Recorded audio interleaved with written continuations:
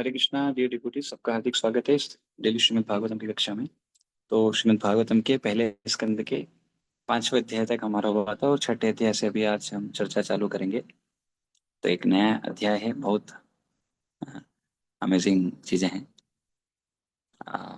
But उसके पहले मैं कल आपसे बोल रहा था कि there are some effects of negative chanting, है ना। मतलब शुरू में क्या होता है, जब हम नाम करते हैं तो नाम कृपा देते हैं, लेकिन अगर इसमें हम अपराध करते हैं, जो 10 नाम अपराध हैं, तो वो अपराध करने से फिर 5 इफेक्ट्स आते हैं नाम अपराध के। 5 इफेक्ट्स आते हैं। तो ये एक्चुअली जीव गोस्वामी भक्ति संदर्भ के अनुसार बताए हैं। जीव गोस्वामी बताते हैं कि ऑफेंसिव चैंटिंग से, यानी अपराध युक्त नाम जप करने से 5 परिणाम आते हैं उसके। क्योंकि नाम क्या है, नाम कोई क्या बोलते हैं, वस्तु नहीं है, नाम भी व्यक्ति है। नाम प्रभु, हरि नाम प्रभु हम कहते हैं, भगवान है ऑफ कोर्स। तो नाम और नाम में भगवान, और भगवान के नाम में अंतर नहीं है। हाँ, तो इसलिए जीव गोस्वामी बताए हैं 5 प्रभाव आते हैं अगर किसी भक्त के जीवन में। ये बहुत महत्वपूर्ण बात बोल रहा हूँ मैं, ध्यान सुनना। अगर किसी भक्त के जीवन में ये 5 परिणाम देखने को मिलते हैं, इसका सीधा सा मतलब है वो व्यक्ति जप में अपराध मार रहा है। बहुत क्लियर हो गया है। हाँ, तो पहला अपराध है कौटिल्य। कौटिल्य का मतलब है क्रूकडनेस। क्रूकडनेस को हिंदी में क्या बोलते हैं? कृपणता। व्यक्ति कृपण है क्या? तो जो व्यक्ति नाम में अपराध करता है वो क्रूकड बन जाता है, वो कौटिल्य हो जाता है उसका। हाँ, किस तरह से दूसरों के साथ डीलिंग में, बोलता कुछ है करता कुछ है। हम्म। दूसरा, फिर वो भगवान के नाम के प्रति भी उसका श्रद्धा डिसरेस्पेक्टफुल होता है, रिस्पेक्ट नहीं करता है भगवान को, गुरु को और भक्तों को। ये कारण होता है अपराध जब वो करता है नाम में, तब। हाँ, और अलग अलग डिसाइडफुल वेज में एक्ट करता है। स्कंद पुराण में पराशर ऋषि बोलते हैं हाँ, कि जो व्यक्ति क्रूकड है, जो डिसिटफुल है, वो कभी भी गोविंद की भक्ति को ले पा ही नहीं पाएगा, और ना भगवान का नाम ठीक से जप कर पाएगा और ना भगवान को भी याद कर पाएगा। इसलिए कभी भी क्रूकडनेस नहीं होना चाहिए हमारे अंदर। हाँ, कौटिल्य, ये बहुत खतरनाक है। दूसरा बताया है फेथलेसनेस आता है, श्रद्धा चला जाता है। तो जो व्यक्ति भगवान में नाम में जब अपराध करता है, जब करते समय धीरे धीरे उसका श्रद्धा कम होता है। उसका जो कन्विक्शन है, जो अ, वो भगवान कृष्ण की भक्ति के प्रति कम होता है। हम्म, और उसको नॉन डिवोशनल आइडियाज आते हैं। भक्ति लगता है भक्ति है, लेकिन ये सब पकड़ता है वो, श्रद्धा के कारण होता है। तो श्रद्धा किससे? भगवान के प्रति, भगवान के नाम के प्रति, भक्तों के प्रति। इसलिए अगर ऐसा हमारे जीवन में आ रहा, समझ लेने का अपराध मार रहे हैं हम लोग, नाम सही रूप से जप करने का जरूरत है। तीसरा, उसके जीवन में डिस्ट्रक्शंस आती है। अगर नाम अपराध कोई करता है, हाँ, तो डिस्ट्रैक्ट होता है वो, यानी वो भक्ति छोड़ के बाकी चीजों के पीछे भागने लगता है। जैसे पैसा कमाना है मेरे को, मैं पैसा कमाऊंगा, भक्ति कर रहा हूँ, भक्ति कर रहे हैं लेकिन पैसा आ रहा है, उसके ऊपर उसका ध्यान चला जाएगा, कैसे पैसा इकट्ठा किया जाए, कैसे बस पैसा ही पैसा बनाया जाए, या पोस्ट पकड़े जाए, किस तरह से मैं कोई उपाधि में जा सकता हूँ और उससे मैं फॉलोवर बना सकता हूँ। हाँ, तो इस सबसे क्या होगा, ये सब में अगर वो जाएगा, उसका उद्देश्य बदल जाएगा। तो ये क्यों होता है? डिस्ट्रैक्शन हो जाता है जीवन में। भक्ति या करने के लिए आए थे, देखो हम कई लोगों को देखते हैं, कई लोग बड़ा बड़ा प्रचार किए लेकिन बाद में डिस्ट्रैक्ट हो गए कुछ कुछ चीजों से। One should be very humble. इसलिए हरिनाम सही से करना चाहिए। फिर सेलेक्टिंग डिवोशन। नाम अपराध के परिणाम स्वरूप क्या आएगा? किसी का कोई अगर इस तरह से करेगा तो उनके भजन जो हैं, उनका जो भजन है वो इतना अच्छा नहीं होगा, और वापस से वो जो पूर्ण पुरानी आदतों में था वो वापस उन आदतों में चला जाता है। क्या? जो बैड हैबिट्स किसी व्यक्ति को पहले होती है भक्ति में आने की, और भक्ति में आने के बाद जो चली जाती है वो वापस आती है, उसकी भक्ति कमजोर हो जाती है जब वो अपराध करता है। तो फिर से व्यक्ति क्या करता है? सेंस ग्रेटिफिकेशन, इंद्रिय तृप्ति में लग जाता है, वही माया है। हम्म। और फिर अपने बोले यार भक्ति भक्ति किया ठीक है, अभी थोड़ा मेरा शरीर को देखभाल करना जरूरी है, अभी मैं ये हो गया हूँ, मेरा को ये ज्यादा जरूरी है। और इस तरह से वो हमेशा अ, शारीरिक सुख के लिए ज्यादा भागने लगता है। इस तरह से ये चौथा परिणाम है। और पांचवा परिणाम है प्राइड आ जाता है उसके अंदर। अगर कोई भगवान हरिनाम प्रभु के प्रति अपराध करता है तो वो अपने आप को प्राउड मानने लगता है अपनी सेवाओं में और अपनी एक्टिविटीज में। हम्म, और इस कारण से वो दूसरों के प्रति अपराध करने लग जाता है और भक्तों को सम्मान नहीं करता है। हाँ, और इसलिए कहते हैं प्राइड प्रिसीड्स अ फॉल, यानी pride comes before fall. Fall के पहले प्राइड आता है और प्राइड के बाद फिर व्यक्ति का फॉल डाउन हो जाता है। इसलिए एक पोयम लिखा गया है, the name puts you in a new frame beyond the game of name and fame, your mind the name will time, you will never be the same as your old claim goes aflame. The name will set your aim and take you to Vrajdham for more and more name. शुद्ध नाम की जय। तो इसलिए हमको नाम प्रभाव, नाम अच्छे से करना चाहिए। ये हमारे आचार्य जीव गोस्वामी बोलते हैं, अगर कोई इस तरह से अपराध करेगा, अपराध युक्त नाम जब करता ही रहेगा, तब उसके जीवन में ये 5 नेगेटिव परिणाम आएंगे जो सूचक हैं उसकी अपराध के, भक्त हरिनाम के प्रति अपराध के। तो अगर हम अपने जीवन में देखेंगे तो देख सकते हैं कहाँ हम अपराध मार रहे हैं, इसलिए देखते रहना बहुत जरूरी है। तो यानी भी फिर हम इस अध्याय में जाएंगे, बट मंगलाचरण करेंगे, उसके आगे जोड़ेंगे। ओम ज्ञानतिमिरन्धस्य ज्ञानञ्जनशलाकया चक्षुरुन्मिलितं येन तस्मै श्रीगुरवे नमः। नमो विष्णुपादाय कृष्णप्रेष्ठाय भूतले श्रीमते भक्तिवेदान्ता स्वामिनिति नामिने। नमस्ते सारस्वती देवे गौरवाणी प्रचारिणे निर्विशेष शून्यवादी पाश्चात्य देशधारिणे। जय श्री कृष्ण चैतन्य प्रभु नित्यानंद श्री अद्वैत गदाधर श्रीवासादि गौर भक्तवृंद। हरे कृष्णा कृष्णा कृष्णा हरे हरे, हरे राम राम राम हरे हरे। ओम नमो भगवते वासुदेवाय, ओम नमो भगवते वासुदेवाय, ओम नमो भगवते वासुदेवाय। नारायणं नमस्कृत्यं नरं चैव नरोत्तमं देवीं सरस्वतीं व्यासं ततो जयमुदीरयेत्। नष्टप्रायेषु भद्रेषु नित्यं भागवत सेवया भगवती उत्तमा श्लोकैर्भक्तिर्भवति नैष्टिकीम्। तो अभी तक हमने 5 अध्याय तक चर्चा किया। नारद मुनि कंक्लूड कर दिए कि भैया इसलिए आप भगवान की ग्लोरी बताओ।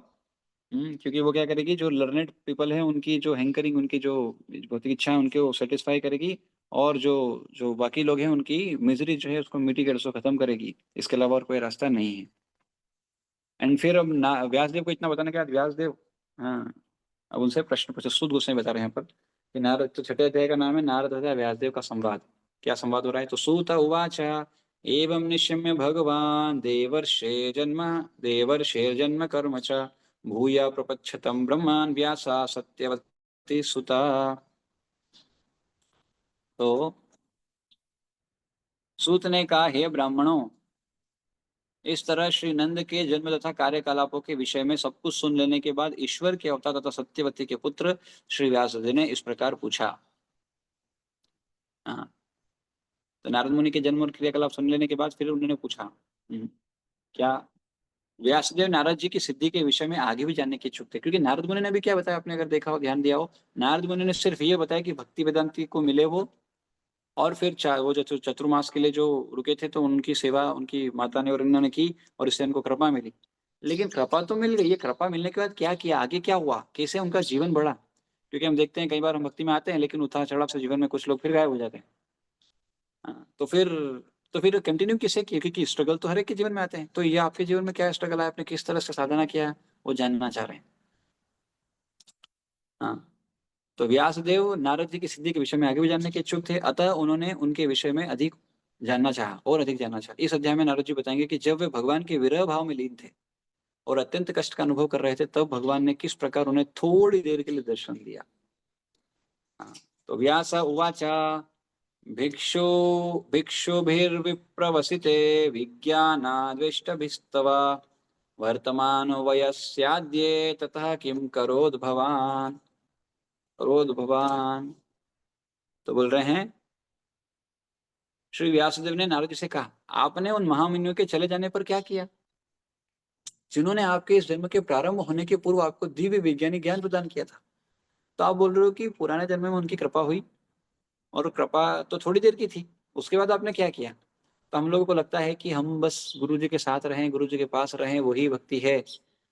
और अगर हमारे आचार्य को देखें तो नारद मुनि को कितने समय के लिए गुरु मिले, प्रहलाद महाराज को कितने समय के लिए नारद मुनि मिले, ध्रुव महाराज को कितने समय के लिए नारद मुनि मिले। एक इंस्ट्रक्शन जीवन पर्यंत में उसको लाइफ एंड सोल बनाया जाता है। प्रोपा जी कितने बार अपने गुरु महाराज से मिले, प्रभुपाद जी के शिष्यगण कितने बार अपने गुरु महाराज से मिले? बहुत रेयर। हाँ, बट वो एक इंस्ट्रक्शन को उन्होंने क्या किया, बस अपना लाइफ एंड सोल, अपना जीवन का दृश्य बना दिया, और बस वही उन्होंने किया, and therefore they are glorious. हाँ, जो भी, जो तीसरा अपराध है ना, गुरु की अवज्ञा करना, जो भी अपने गुरु की अवज्ञा करता है, हाँ, या गुरु पर श्रद्धा नहीं रखता है, वो व्यक्ति का कोई उद्धार नहीं, हरिनाम भी उद्धार नहीं करेंगे। तो इसलिए गुरु की अवज्ञा इसलिए एक बहुत बड़ा अपराध है हरिनाम में। हरिनाम कृपाई करेंगे तब जब आप उनके रिप्रेजेंटेटिव गुरु, हाँ, के इंस्ट्रक्शन फॉलो करोगे उनके, इसलिए तो अंडर गाइडेंस मतलब क्या, उनके अनुकूल भाव से उनकी सेवा में लगे रहना, वो जो बोले वैसा उस आधार पर जीवन यापन करना। बट ऑफकोर्स कोई गुरु ऐसे इतने क्रूएल नहीं होते हैं कि भाई मैं जो बोल रहा हूँ वो करो, बाकी तुम्हारा जो इच्छा है वो मत करो। वो भी देखते हैं कि क्या कैसा है, उसके हिसाब से उनको एंगेज करते हैं सेवा में। तो हाँ, तो व्यासदेव, हाँ, व्यासदेव स्वयं नारद जी के शिष्य थे। अतएव गुरु से दीक्षित होने के बाद नारद ने जो कुछ किया उसे सुनने की उत्कंठा स्वाभाविक थी। वे नारद की ही भांति सिद्धावस्था प्राप्त करने के लिए उन्हें उनके चरण चिन्हों पर का अनुसरण करना चाह रहे थे। आध्यात्मिक गुरु से पूछने की आकांक्षा, जिज्ञासा प्रगति पथ पर बढ़ने के लिए आवश्यक है।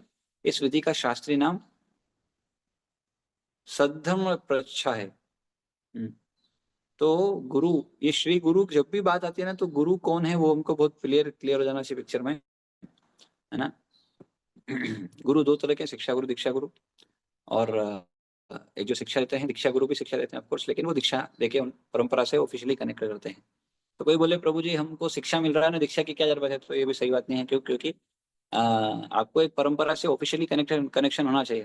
जैसे कोई बोले कि प्रभु जी हमने एक दूसरे को पति पत्नी मान लिया ना, अभी बिना उसके रह लेते हैं, शादी करने की क्या जरूरत है, तो ऐसा नहीं हो सकता। वो आपको पहले क्या बोलते हैं, यज्ञ अग्नि में वो शादी का जो क्रिया है वो करना होगा, विवाह का, उसके बाद फिर आप साथ में रह सकते हैं। तो उसी तरह से सिर्फ ज्ञान लेने भर से, सिर्फ ज्ञान लेने भर से वो नहीं होगा, ज्ञान लेना है लेकिन दीक्षा लेना है, दीक्षा के बाद फिर आगे फिर और कंटिन्यू ज्ञान लेना है ना।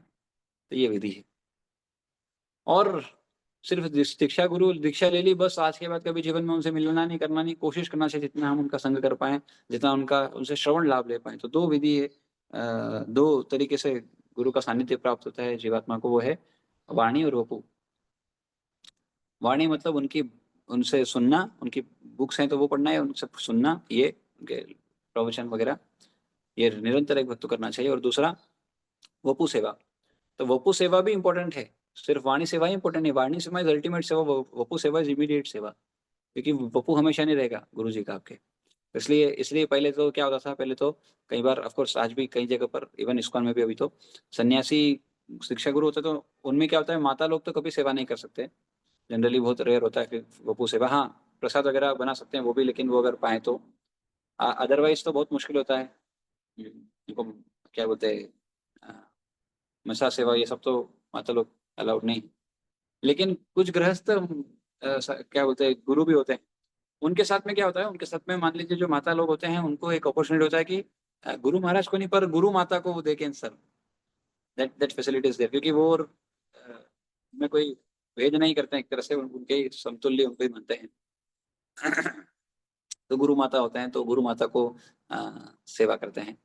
बट ऑफ कोर्स जो ब्रह्मचारी हैं, they are always suppose to serve their guru, but of course they have to respect guru mata also. तो ये सब भी सिद्धांत है।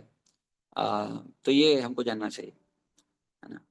और कोई भी बात, हमारी सबसे अल्टीमेट अथॉरिटी जो रहती है वो हमेशा दीक्षा गुरु ही होते हैं। उनसे ही गाइडेंस में, उनसे ही कंसल्ट करके हर चीज लेना चाहिए। It may be by communication of mail, may be by messages, by direct communication phone के थ्रू, या डायरेक्ट चर्चा करने से। So this is the point. और हाँ, तो जैसे मान लीजिए हम, हमारे गुरु हैं, और लोकल में तो कई और भक्त होते हैं, तो लोकल में जो रिप्रेजेंटेटिव होते हैं, they are actually they are representative, they are themselves, they can not claim that I am your guru, you have to follow me. It can, ये नहीं किया जा सकता। हाँ, वो बता सकते हैं कि ऐसा ऐसा, लेकिन अल्टीमेटली इंस्ट्रक्शन फॉलो करने की बात आती है तो वो गुरु का फॉलो किया जाता है। सजेशन लेने की बात आती है, गाइडेंस लेने की बात आती है, तो we can take guidance from anywhere, but it should be consulted with one's own bhajan guru. Bhajan Guru can be शिक्षा गुरु, दीक्षा गुरु। मान लीजिए किसी किसी के जीवन में ऐसा होता है, दीक्षा गुरु की जगह शिक्षा गुरु से ज्यादा संबंध होता है, बट वो शिक्षा गुरु भी उस लेवल पे होना चाहिए। आजकल शिक्षा गुरु काउंसलर नहीं हो, काउंसलर ही होगा, ये गलत है। काउंसलर शिक्षा गुरु कभी नहीं होते हैं। काउंसलर मतलब काउंसलिंग देना उनका काम है, जब आवश्यकता पड़े तब बोले। इसका मतलब ये नहीं कि भैया हर चीज में, छोटी छोटी चीज में ये करो वो करो ये करो वो करो, ये सब का फालतू का लफड़ा है आजकल का, ये सब नहीं होता है।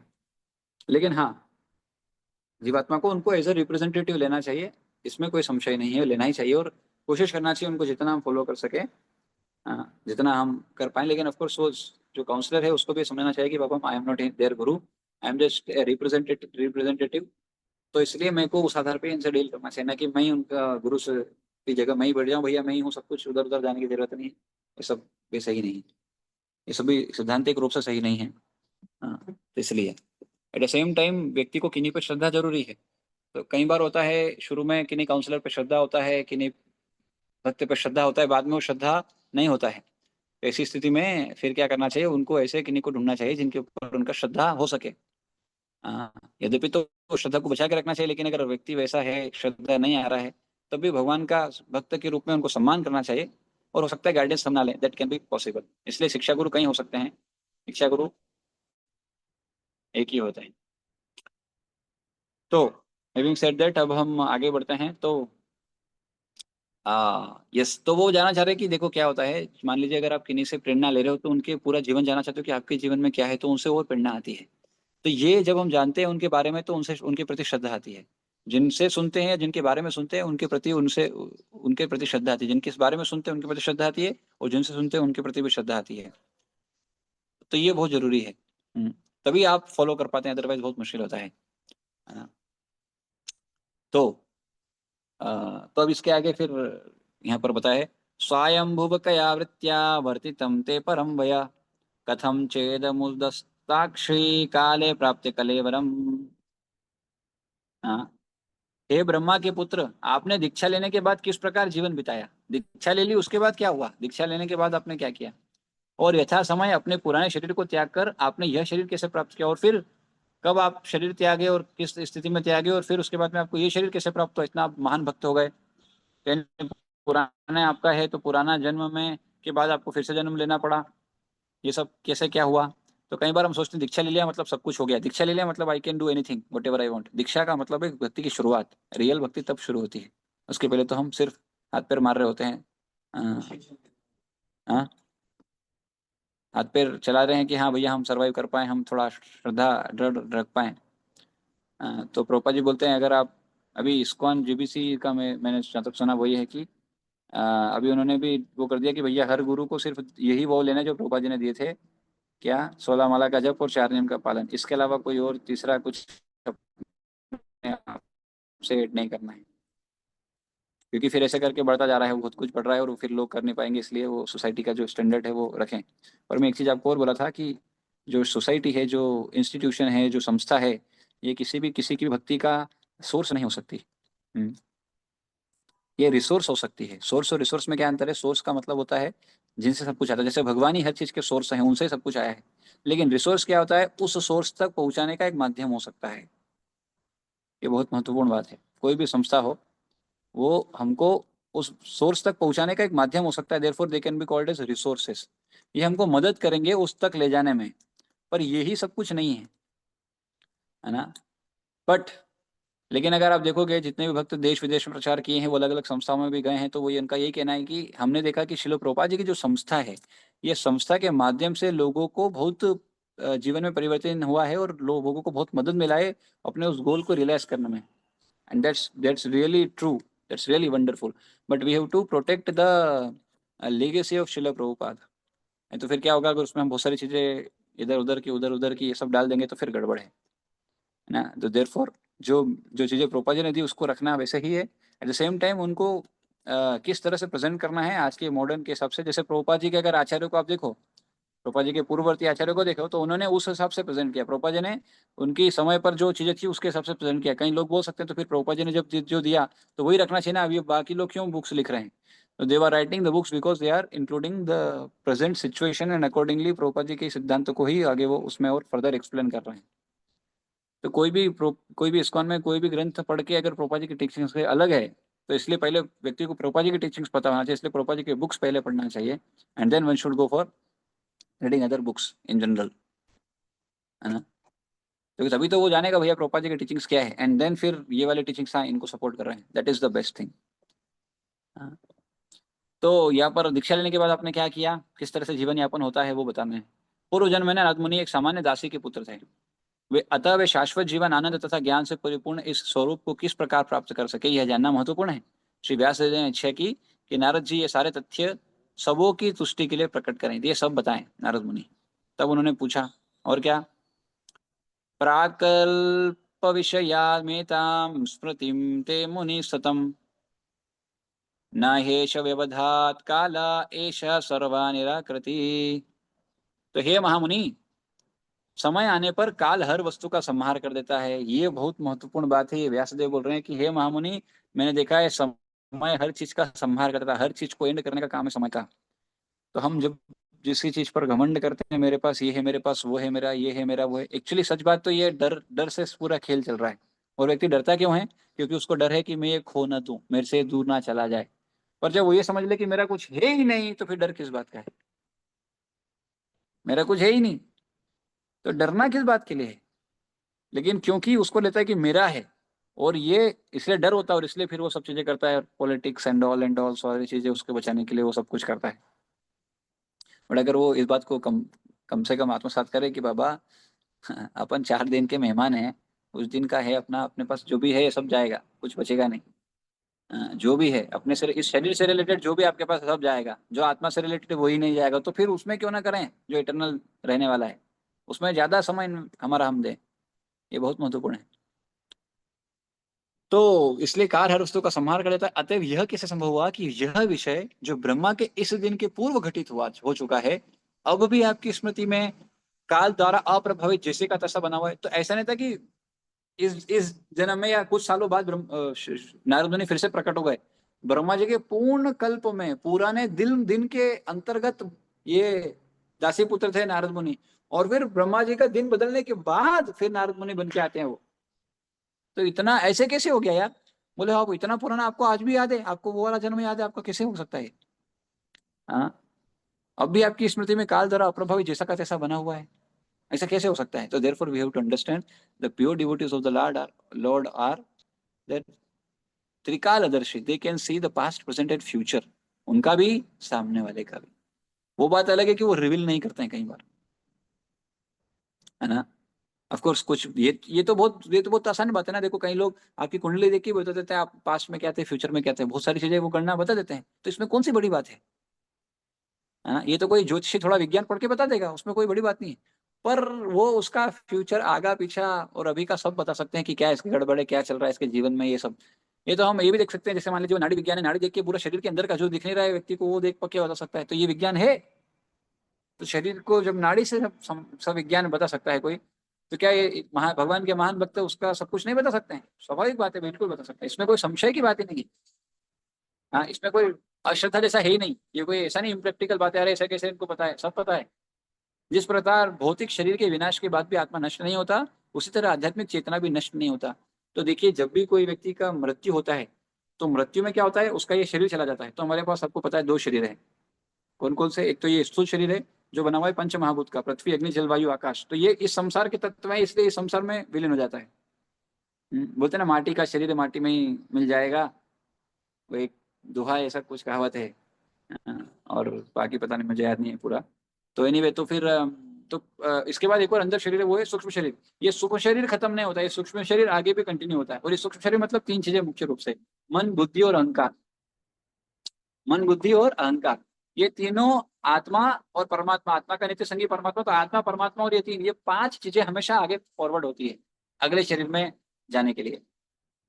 तो आत्मा का नित्य संगी परमात्मा, हाँ, और 3 चीजें मन बुद्धि अहंकार। तो ये मन जो है, मन ये सारा स्टोर हाउस है हर चीज का। आप देखो, आपके आज आपके जीवन में 4 साल 5 साल पहले कुछ हुआ, या बहुत ऐसी पहले घटना हुई जो अच्छी नहीं है, मेमोरी में आज भी है, कैसे है? मन सब स्टोर मार के रखता है। आप जो देखते हो मन स्टोर मार के रखता है। आप मूवी देख रहे हो, मूवी के सारे सीन वो याद रखता है। हाँ, जो घटित हुआ किसी के साथ वो सब याद रखता है। ये मन बहुत खतरनाक चीज है। और ये मन में ही ये इंप्रेशंस, देखा आपने आटा गूंदा होगा, आटा आटा गूंदा है, आटा गूंदने के बाद उसमें एक उंगली क्या लगाते हैं, क्या बन जाता है उसमें, इंप्रेशन पड़ जाता है। बस वैसा ही होता है हमारे चेतना। उसमें क्या होता है, ये चेतना में सारे इंप्रेशंस रह जाते हैं, जो पुराने जीवन के इंप्रेशन से ये कैरी फॉरवर्ड करता है। और कई बार वो समय समय पर उसको याद भी दिला देता है। इसके ऊपर एक सेशन है पूरा अपना पास्ट लाइफ के ऊपर, उसमें पूरा ये चर्चा होता है। कभी होगा तो देखेंगे, पीपीटी है उसमें, तो पावर प्रेजेंटेशन है। तो आई वाज सेइंग कि तो ये सब चीजें जो है ये कैरी फॉरवर्ड होती है। इसलिए कभी कभी किसी किसी के साथ ऐसा होता है, आप देखो किसी किसी को अपना पुराना जन्म याद होता है। हाँ, यद्यपि वो भूलता जाता है, लेकिन फिर भी नई मेमोरीज आती है तो पुरानी पीछे जाती है, पीछे जाती है। इसका मतलब ऐसा नहीं कि वो खत्म हो गई, वो आज भी है। तो इसलिए हमारी जो बैड हैबिट्स है, ऐसा मत सोचना कि वो खत्म हो गई है, वो अभी भी पीछे पड़ी है। अगर भक्ति कम किया, भक्ति आप बढ़ाते जा रहे हो, तो ये इसको धकाते जा रही है, धकाते जा रही है, भक्ति बढ़ता जा रहा है। लेकिन अगर भक्ति वीक हुआ तो ये फिर पीछे मार देगा, वो स्ट्रांग है तो फिर आती है वो बाइक बैक फार मारता है वो। हाँ, इसलिए इसको सही रूप से डील करना बहुत जरूरी, काम वासना और इस सब चीजों को, नहीं तो फिर ये बार बार रिटर्न आता है और ये चलता रहता है चक्र। हाँ।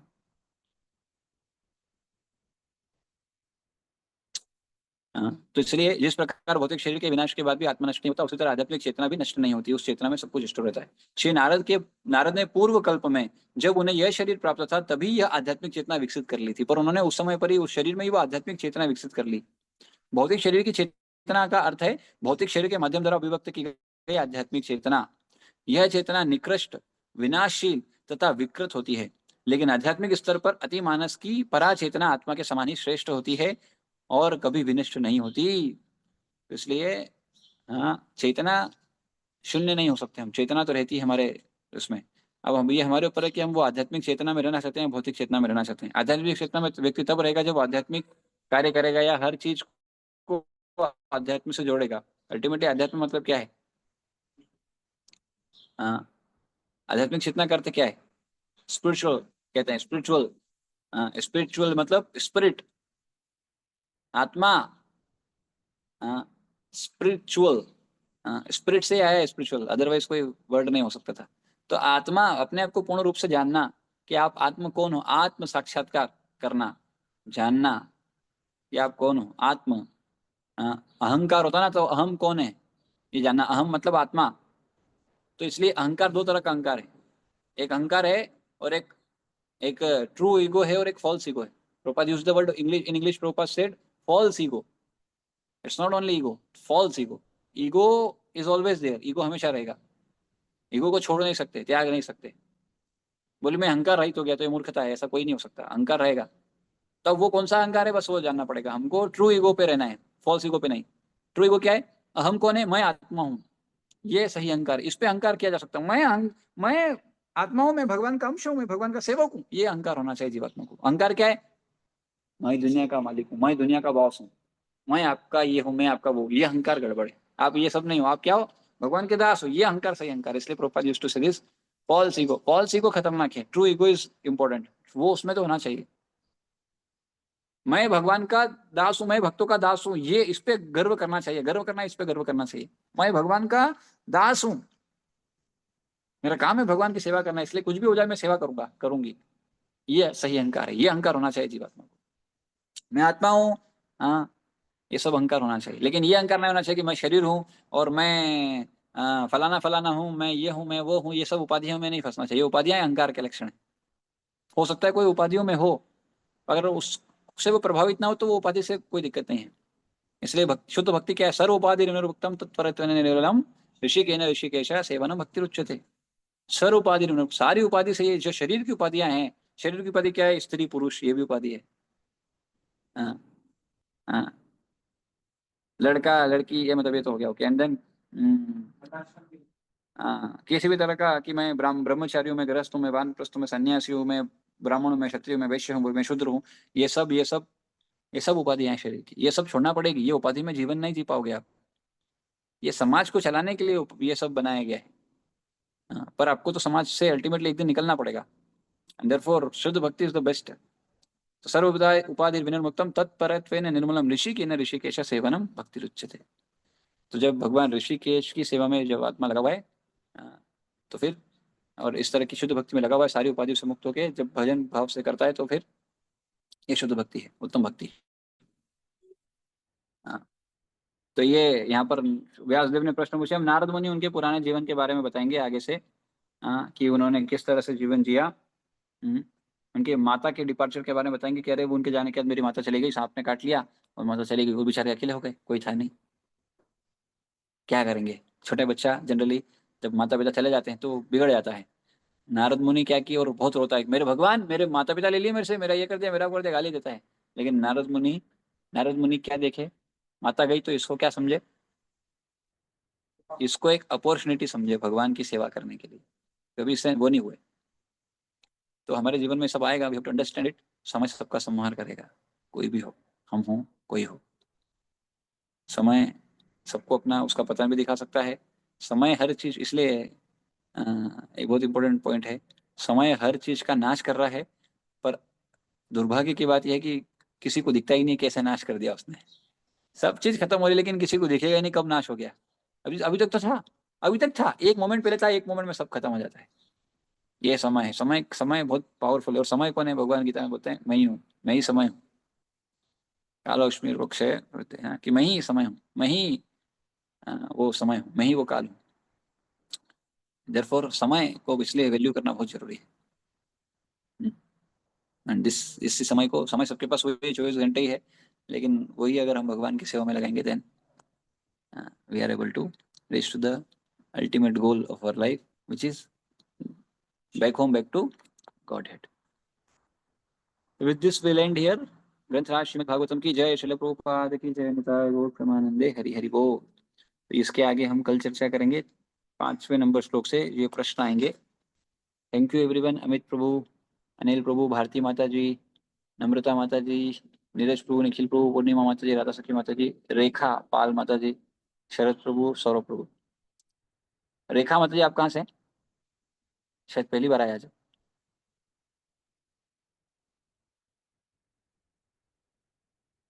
ओके। तो बाकी भक्त आजकल कम हो जाते हैं, आजकल क्या होता है, जैसे बच्चों की एग्जाम चल रही है। और पहले कौन कौन थे, कुछ भक्त नहीं आ पा रहे हैं। Anyway, with this will and. किन्हीं को कुछ बोलना है तो बोल सकते हैं, तरफ से यहाँ पर अमेंड करेंगे। हाँ बोल।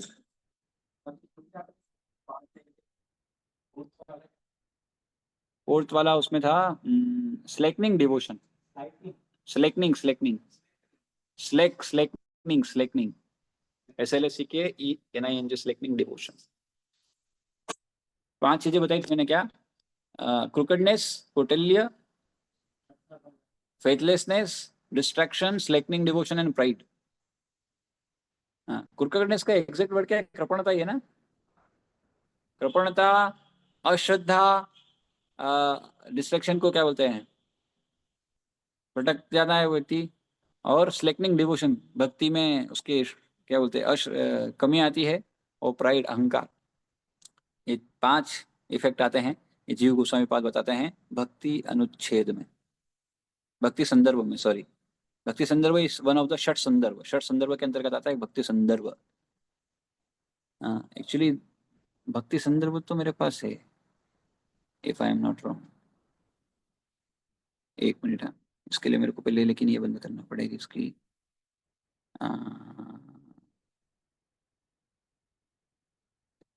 रिकॉर्डिंग।